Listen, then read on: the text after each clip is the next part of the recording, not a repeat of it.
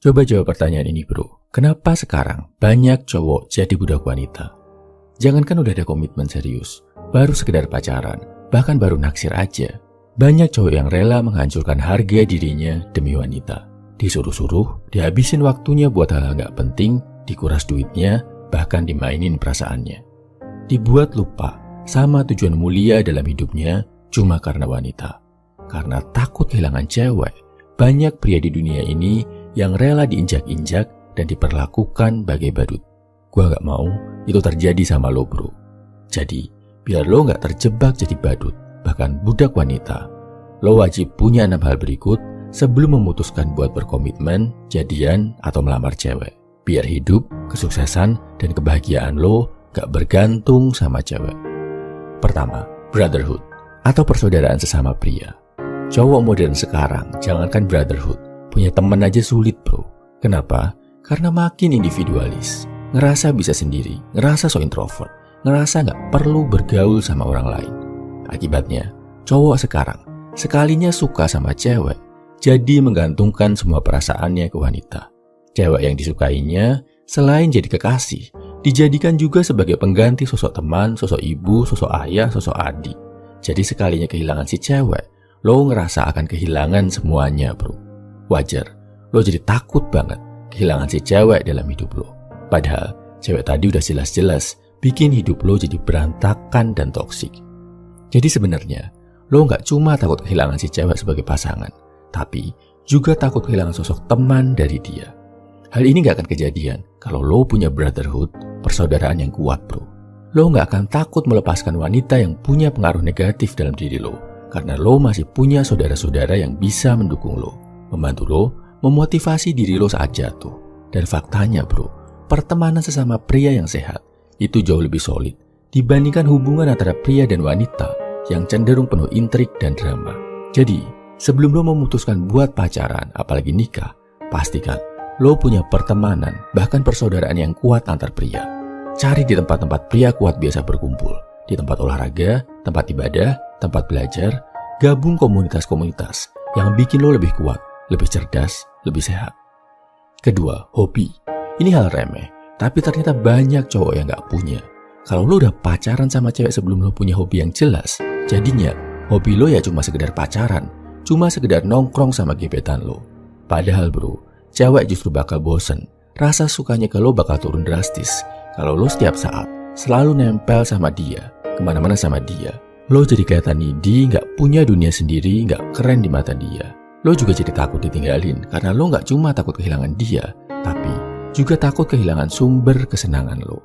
Kalau lo punya hobi, hal ini gak akan terjadi bro. Ketiga, tujuan hidup. Tanpa tujuan hidup yang jelas dan udah memutuskan pacaran, ya udah fix bro. Tujuan terbesar lo cuma akan sekedar buat melayani si cewek, bikin dia happy, bikin dia seneng, ngelakuin apa aja buat dia tersenyum. Kedengarannya romantis kan?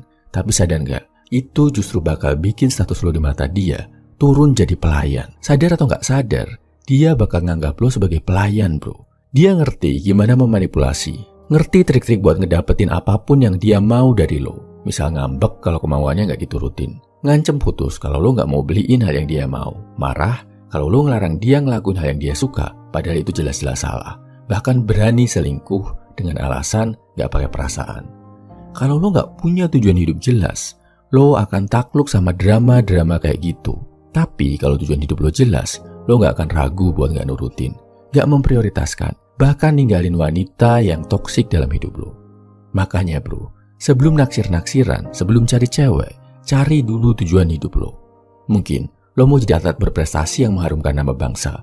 Mungkin lo pengen punya bisnis yang bisa kasih lapangan kerja ke banyak orang.